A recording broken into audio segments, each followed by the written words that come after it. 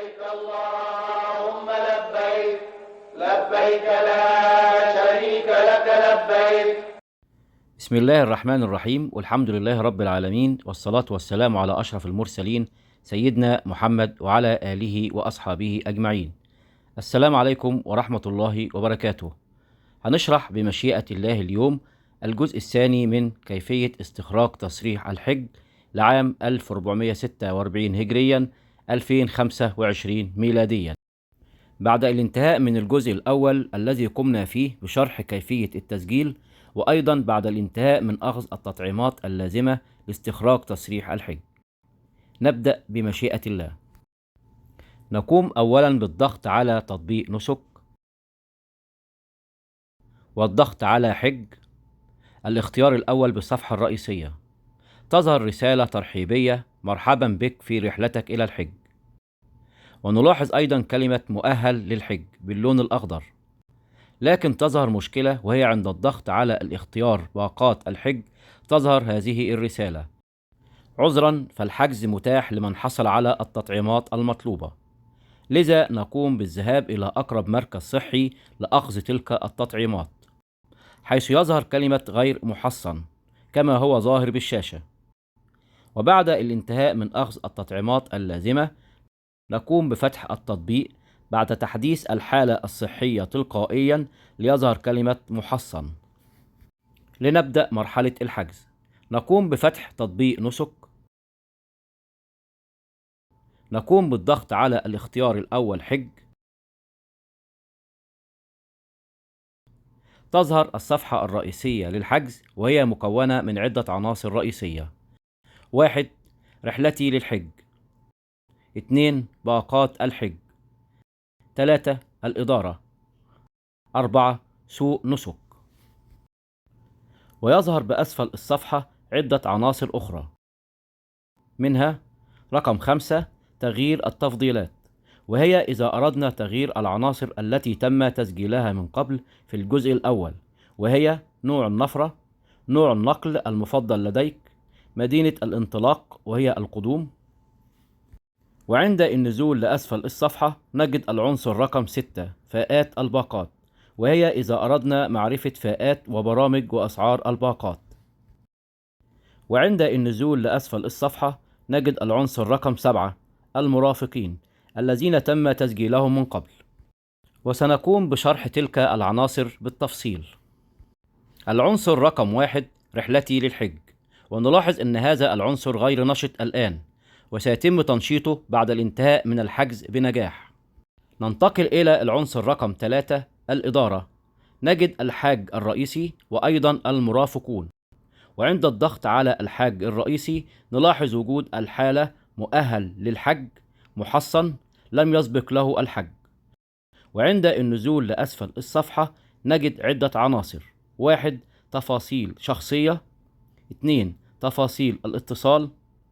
3. التفاصيل الصحية، ونلاحظ وجود كلمة محصن بجوار التطعيمات المطلوبة. 4. تفاصيل البنك، حيث نقوم بإدخال تفاصيل الحساب البنكي المطلوب. ننتقل إلى مرافقو الحاج. هنا نستطيع إضافة المرافقون بحد أقصى 14 مرافق، شريطة حصولهم على التطعيمات المطلوبة. نرجع تاني للصفحة الرئيسية ونقوم بالضغط على العنصر رقم 4 سوق نسك، وهو عبارة عن بعض المنتجات الموجودة بالتطبيق، وهي من مستلزمات الحج من الإحرام وغيرها. ونرجع تاني للصفحة الرئيسية ونقوم بالضغط على العنصر رقم 2 باقات الحج. بعد الضغط على باقات الحج يظهر عدة باقات للحج مختلفة البرامج والأسعار، لذا علينا بالتصفح والقراءة الجيدة لتلك البرامج لاختيار الباقة المناسبة. بعد الانتهاء من التصفح نقوم بالضغط على اسم الشركة المراد حجز البرنامج الخاص بها لاختيار الباقة المناسبة. وعلى سبيل المثال تلك الشركة، نلاحظ وجود شرح تفصيلي لتلك الباقة. وعند الضغط على رقم 1 لمحة عامة نجد بعض الصور التي توضح شكل المخيمات والإقامة أثناء تأدية مناسك الحج. ننتقل إلى رقم 2 النقل، وهي عبارة عن تفاصيل النقل من مدينة الانطلاق حتى الوصول إلى مكة المكرمة والتنقل بين المشاعر المقدسة. ننتقل إلى رقم 3، المخيمات، وهي عبارة عن تفاصيل عن الإقامة بالمناسك المقدسة سواء في منى أو عرفات أو المزدلفة وكذلك مكة المكرمة.